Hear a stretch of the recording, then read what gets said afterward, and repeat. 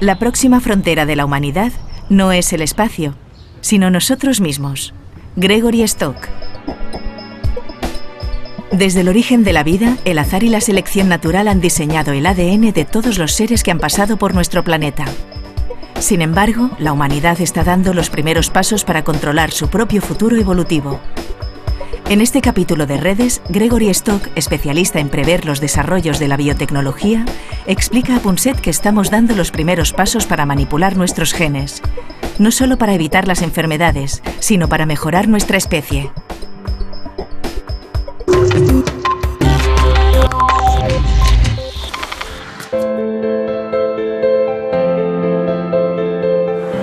Es cierto que algunos de los grandes cambios de los que hemos hablado otras veces están todavía muy lejos. Si buscamos un precedente a lo que está ocurriendo ahora gracias a la genética, habría que remontarse efectivamente a un momento hace 600, 700 millones de años, cuando las células, los organismos unicelulares, se agruparon poco a poco en dar como resultado lo que hoy llamamos nuestra comunidad andante de células. No ha habido otro cambio parecido.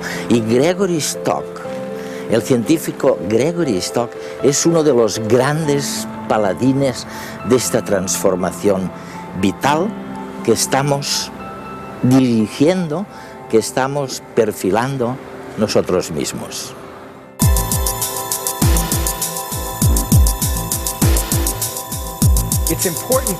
Es importante que comprendamos la enormidad de los cambios que están ocurriendo hoy en día para darnos cuenta del tipo de transformación que vamos a presenciar, porque realmente estamos en un momento de transición, y no solamente es un momento de transición en la historia de la humanidad, es un momento de transición en la historia de la vida.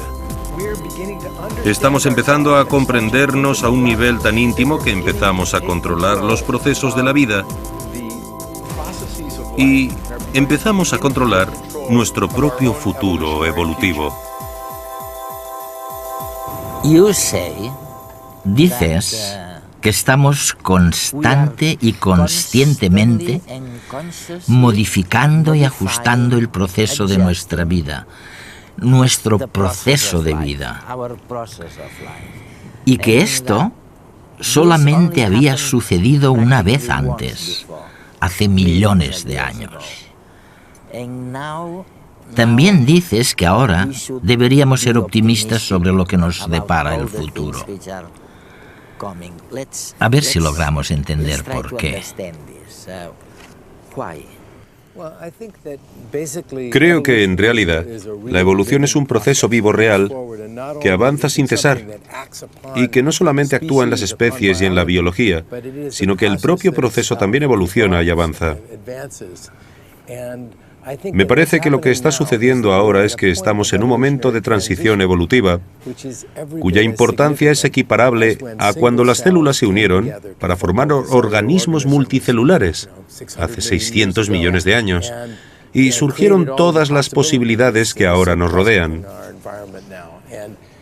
Ahora nos estamos uniendo como organismos, como entidades, impulsados por la tecnología y por nuestras mentes, para formar una estructura mayor, de escala planetaria, que tiene un potencial enorme y fabuloso. Y no solamente se abren todo tipo de posibilidades y oportunidades que nunca antes habían existido, sino que se trata de un avance muy sólido. Por tanto, creo que es un error pensar que nos precipitamos hacia un abismo. Más bien estamos inmersos en una transición llena de retos y dificultades, pero de la que resulta interesantísimo formar parte. ¿Y por qué crees que hay tanto pesimismo a nuestro alrededor? Cuando hablo con la gente, lo noto. Un científico británico, amigo mío, me dijo una vez: Edward, ayúdame a encontrar a alguien que sea realmente pesimista. Pero creo que era el único que pensaba así, porque por lo general es muy fácil encontrar a pesimistas. Te diré un motivo por el que creo que las personas son tan pesimistas. En general, lo son porque creen que la tecnología de selección germinal, lo llamáis así, ¿no? Supongo que germinal viene de germinar, de células. Viene de germinación de la primera célula en un organismo. Pues creen que la tecnología de selección germinal dividirá a las personas, eso es lo que temen, entre los que han sido mejorados y los que no han sido mejorados. ¿A qué os referís en realidad? La idea es que si realmente empezamos a comprender cómo contribuye la biología a nuestra personalidad, a nuestro temperamento, a nuestro potencial, a nuestras vulnerabilidades, querremos poder elegir para nuestros hijos. Parece algo natural. Y muchos se imaginan cómo será y dicen, vaya, solamente los ricos podrán hacerlo. Los pobres carecerán de un acceso adecuado y no podrán permitírselo, por lo que es una posibilidad muy, muy elitista. Pero yo creo que es justo lo contrario. En realidad, estas tecnologías serán accesibles a mucha gente, como ha sucedido con cualquier otra tecnología. Ahora mismo, cualquiera puede disponer de una tecnología informática que supere con creces la que podía comprar la persona más rica del mundo hace 20 años. Y pasará lo mismo con el acceso a los diversos tipos de tecnologías biológicas. En conclusión, creo que las consecuencias de aplicar nuestra comprensión de la biología a nosotros mismos y a nuestros futuros hijos beneficiarán al ser humano, porque mitigarán y reducirán las enfermedades, mejorarán el rendimiento de las personas y también disminuirán las desigualdades. Así que no existirá, como dicen algunos, una brecha motivada únicamente por el capital entre las personas mejoradas.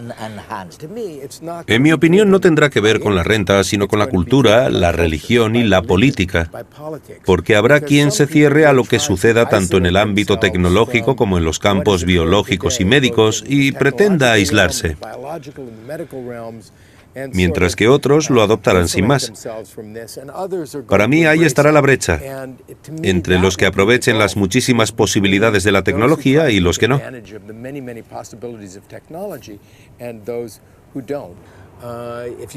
Si analizamos las encuestas internacionales, el porcentaje de padres que afirman que querrían mejorar a sus hijos intelectual o físicamente varía de una cultura a otra.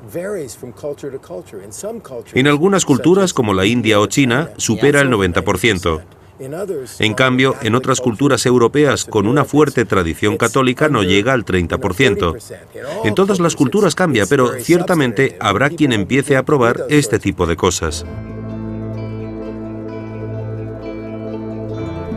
La sociedad tiene una visión apocalíptica de los avances que se están produciendo en el campo de la biotecnología, en especial de la manipulación de genes, el escrutinio y selección de embriones y de la clonación. Sin embargo, lo queramos o no, estos avances son imparables. La ciencia está en continua evolución y es imposible prever las aplicaciones que se harán de sus avances, incluso de los aparentemente más inocuos. Pongamos por ejemplo la ecografía, una técnica utilizada en medicina para observar tanto el desarrollo del bebé como el estado de nuestros órganos internos. Pues la ecografía está siendo empleada ilegalmente en ciertas partes del mundo para la selección del sexo del bebé. En China, donde las leyes incentivan tener un solo hijo, o en la India, donde las tradiciones graban la vida de las mujeres, se recurre ilegalmente a la ecografía para abortar selectivamente a los fetos femeninos en favor del sexo masculino. Esta tecnología al menos ha disminuido la práctica del infanticidio de la India, algo que los británicos quisieron abolir sin éxito en el siglo XIX. En el futuro, la medicina será más preventiva y personalizada. Se conseguirá detener el envejecimiento y mejorar nuestra resistencia física, pero se cometerán equivocaciones y en ocasiones será erróneamente utilizada, ya que desgraciadamente el mal y la ambición son parte de la naturaleza humana. Puede que lo siguiente que deseemos hacer sea modificar nuestras emociones. ¿Por qué ser infeliz si podemos evitarlo? Ya lo estamos intentando con fármacos como el Prozac, la Viagra, el Ritalin. Y quién sabe, tal vez todo ello se lleve a cabo con la ayuda de la incorporación de cromosomas de diseño 2.0 a nuestro genoma, con los que introducir los genes deseados y cuya versión, además, podría ser actualizable para estar siempre a la última.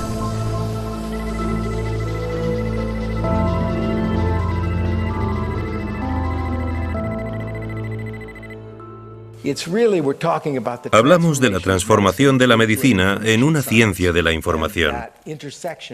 Y esa convergencia entre la tecnología de la información y la biología nos proporcionará información sobre nuestro estado de salud para fines preventivos, además de curativos.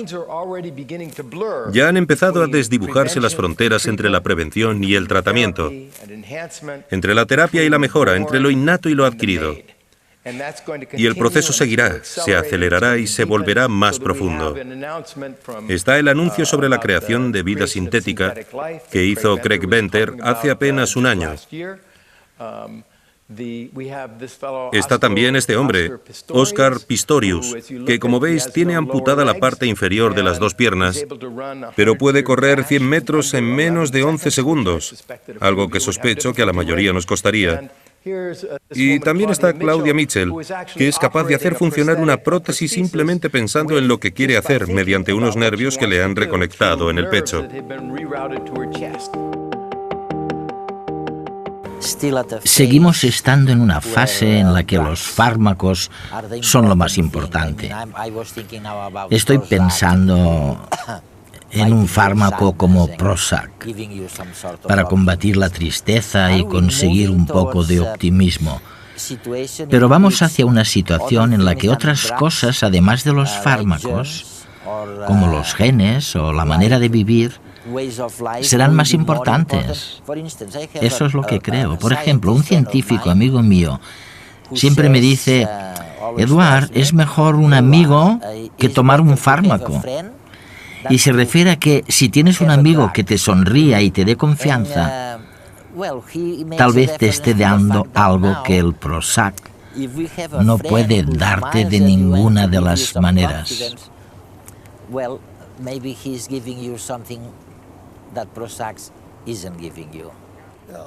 Sí, sin duda. Pensando en ciertos tipos de intervenciones farmacológicas, sin duda es mejor tener un buen amigo. Así que es un buen consejo. Pero también es verdad que las intervenciones actuales son bastante rudimentarias. Provocan muchos efectos secundarios y no acabamos de entender todavía nuestro funcionamiento, el funcionamiento del cerebro humano, de la mente humana.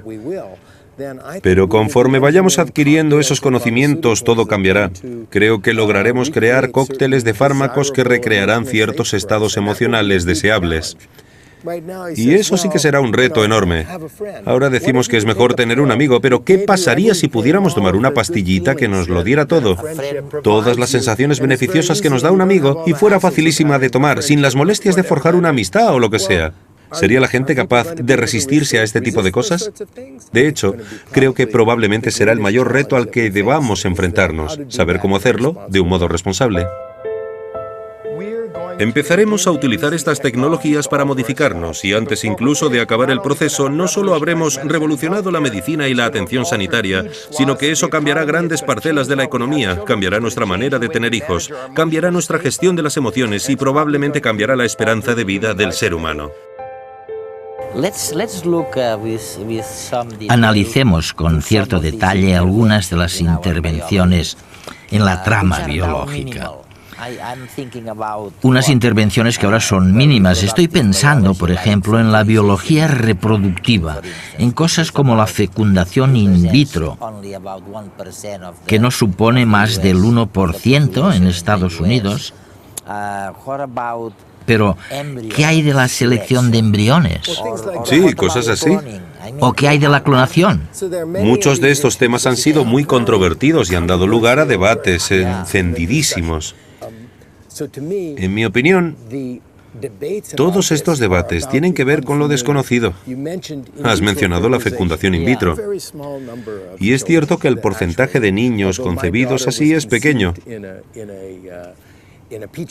Pero mi hija fue concebida en una placa de Petri. Fue producto de la fecundación in vitro y ha sido como un regalo para mí. Sin embargo, el tema ha dejado de ser controvertido.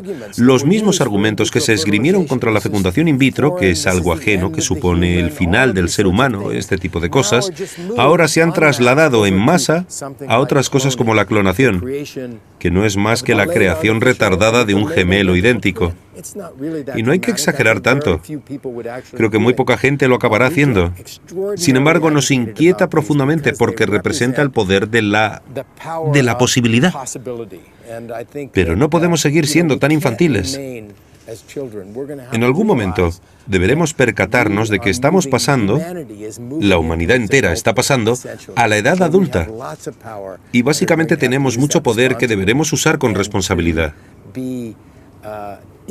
Quedarnos parados sin avanzar no puede seguir siendo una manera de protegernos. A medida que entendamos la complejidad de los genes y cómo contribuyen a quienes somos, a nuestras vulnerabilidades, a nuestros potenciales, a nuestra naturaleza como individuos, a nuestras personalidades, a nuestros temperamentos, querremos elegir. Y puede que incluso lleguemos a la conclusión de que cuando solamente se tienen 1 o 2 hijos, son demasiado importantes como para dejarlos en manos del encuentro fortuito de un espermatozoide y un óvulo. Tal vez eso se convierta en una opinión más común. Y podríamos decir que lo que está por venir, aunque esté muy lejos, será puramente el resultado de la intervención en la biología, como dices tú, y que dicho resultado, si lo entiendo bien, eso es lo que sugieres a tus lectores y a tu público, que ese resultado será mejor que el que se obtiene de las relaciones sexuales. Si hablamos de qué es mejor o peor, no lo sé. En realidad, mira, nuestra existencia como seres humanos nos lleva a ser amados, a prestarnos atención unos a otros. Y no quiero realizar un juicio de valor en ese sentido. No obstante, plantéate lo siguiente: ¿prefieres tener una enfermedad genética o no tenerla? Las personas que tomen decisiones sobre ellas mismas o sobre sus hijos intentarán sufrir menos dolor y tener menos dificultades en la vida. Y a veces resulta extraño, porque algunas de las cosas más valiosas y más profundas, que más nos importan, proceden del dolor. Sin duda, si analizo mi propia vida, me percato de que hay cosas que preferiría haber evitado, pero que de algún modo me han marcado y me han vuelto más profundo como persona, así que las valoro, ya sea una relación que acabó mal o algunas dificultades a las que me he enfrentado, de modo que tenemos tendencia a querer protegernos a nosotros y a nuestros hijos del dolor, pero si lo lográramos del todo, probablemente nos convertiríamos en personas con las que no nos gustaría relacionarnos. Y lo mismo ocurre en la sociedad. Gran parte del arte se crea y surge del dolor, de los retos, de las dificultades, así que ¿es beneficioso o no? No lo sé, pero sí que sé que todos preferiríamos vivir más tiempo y tener una salud mejor. Además, creo que en cualquier caso siempre habrá un componente de tragedia en la experiencia humana, suficiente como para prender la mecha de la creatividad, el poder del arte, etc. Empezaremos a aplicar nuestros conocimientos en las próximas décadas. Creo que todos nosotros estaremos ahí para verlo, para modificar sustancialmente la biología humana, de un modo que pondrá a prueba nuestro concepto de lo que significa ser un ser humano. ¿Hay alguna experiencia con el deporte, por ejemplo, con el dopaje? Al parecer, según me dicen los científicos y farmacólogos, el dopaje será cada vez más seguro y tendrá menos efectos secundarios. Será casi divino.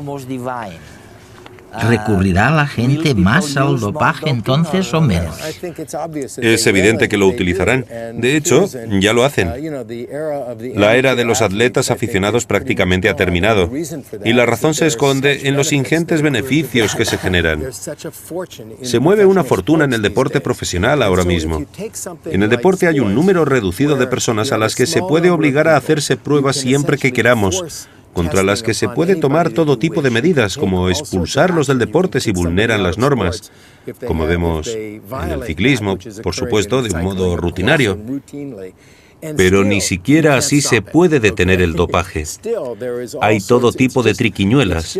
En realidad es una batalla entre los que intentan detectarlo y los que intentan evitar los controles. De hecho, si hablas con franqueza con los organizadores deportivos, te dirán que no les importa el dopaje. Lo que quieren es rendimiento, porque eso es lo que realmente atrae a los espectadores. Si se celebraran unos Juegos Olímpicos normales donde nadie se dopara ni hubiera intervención alguna, sino que todo se basara en el atletismo amateur sin más, y si esas Olimpiadas tuvieran que competir con otros Juegos Olímpicos extremos, donde los participantes pudieran hacer lo que quisieran para aumentar el rendimiento, la audiencia sería muy superior en las Olimpiadas extremas. En mi opinión, solo es cuestión de tiempo antes de que estas intervenciones sean mucho más habituales, porque responden a los gustos de la gente. Ahora tenemos la complejidad de lo biológico, representada por nuestra corteza cerebral, y la complejidad de lo no biológico, todos los descubrimientos de la revolución tecnológica, que se unen y convergen de una manera compleja para crear un superorganismo planetario. Por eso no tenemos ni idea de dónde estaremos de aquí a 100 años, y mucho menos de aquí a 1000 años o a 1 millón de años, aunque no sean más que instantes en una escala de tiempo evolutiva normal.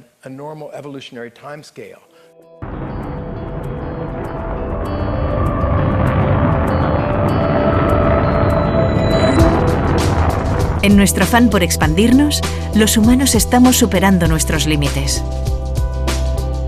Nuestros largos dedos tecnológicos se extienden y penetran en una extensa red de gente, cultivos, animales y máquinas. Un vibrante remolino de comercio y telecomunicaciones está uniendo nuestras creaciones tecnológicas en un vasto organismo global de dimensiones planetarias.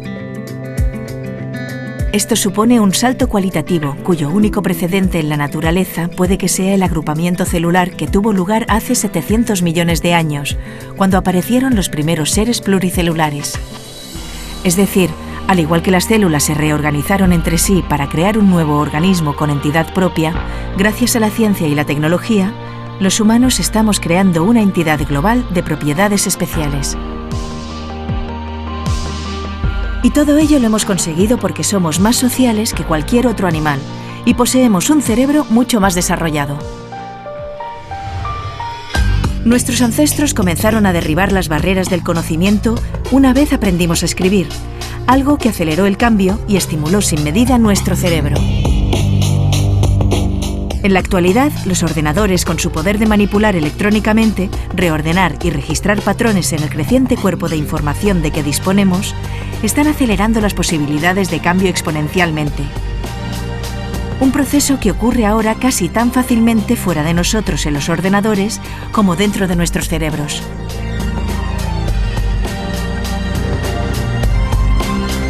El chip de silicio nos está permitiendo crear maquinarias complejas, ya sean implantes o extensiones de nuestro cuerpo, que nos ayudarán a romper con los límites biológicos y nos redefinirán como un ser nuevo, un ser con un lenguaje, arte, música y religión propios.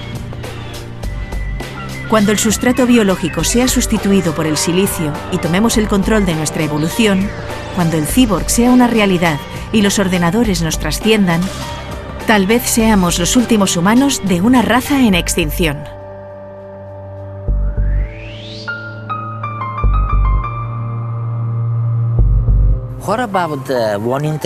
Dime lo que pasa con una intervención que todo el mundo acepta, pero que curiosamente tengo la impresión de que en los últimos años no ha avanzado demasiado. Me refiero a la mezcla de biología y de las máquinas, ¿sabes? Hace unos años nos dijeron que en cuestión de 10 o 5 años seríamos capaces de mezclar la biología con los robots, con las máquinas. Sí, la llegada del cyborg que tanto se ha descrito en la ciencia ficción. Exacto. Es muchísimo más difícil. Resulta que los ingenieros suelen subestimar la complejidad del cuerpo humano y de la biología, por lo que imaginan que las interfaces serán mucho más simples de lo que en realidad son. Eso por un lado. Por otro, nos embarga este deseo formidable de trascender nuestra propia mortalidad. Y si nos fijamos en el ámbito no biológico, en lo tecnológico, observamos todas estas fantásticas aplicaciones y efectos especiales que nos abocan a creer que, si pudiéramos incorporarlas a nuestro cuerpo, la inmortalidad sería nuestra. Y queremos que sea así cuanto antes. Además, muchos de los que están en la primera línea de los desarrollos en inteligencia artificial, los expertos en procesos tecnológicos, se están haciendo mayores. Y les gustaría que todo sucediera pronto. Por ejemplo, hay quien cree que quizá podamos volcar nuestro cerebro en un soporte tecnológico, cargarlo en un ordenador o trascender de algún modo los límites de la vida y muerte humanas. Romper el ciclo. O que quizá podamos ampliar la esperanza de vida humana.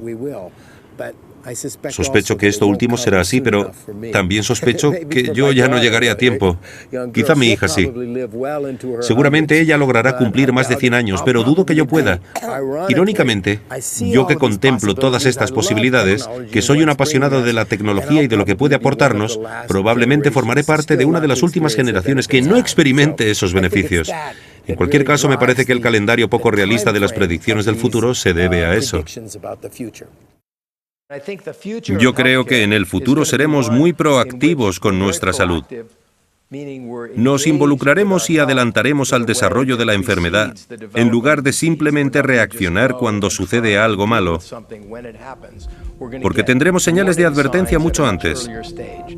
Y eso repercutirá en la economía de la atención sanitaria, donde habrá un dominio de la tecnología de la información, que se situará en el centro de la medicina en el futuro, igual que ocurre en muchas otras áreas. Es para mí un auténtico privilegio estar aquí para observar lo que ocurre hoy. Si lo contemplamos con un poco de perspectiva, resulta absolutamente fabuloso ver lo que está ocurriendo. Pero sabéis, no somos meros observadores, sino los arquitectos, somos nosotros. Es lo que hacemos, lo que hacéis todos vosotros, lo que provoca que todo pase. Creo que hay razones para estar muy orgullosos. La primera persona que vivirá 150 años probablemente ya ha nacido. Gregory Stock.